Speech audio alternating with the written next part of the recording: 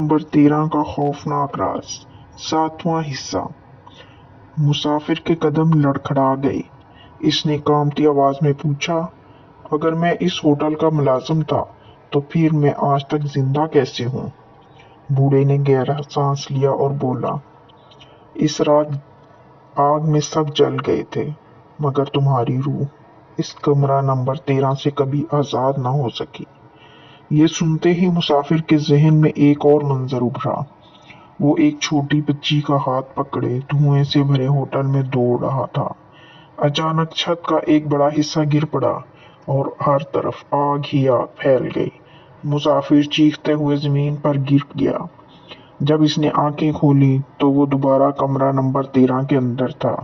सामने वही पुरअसरार चाबी मेज पर पड़ी रखी थी और दरवाजे के बाहर किसी के कदमों की आवाज आहिस्ता आहिस्ता करीब आ रही थी।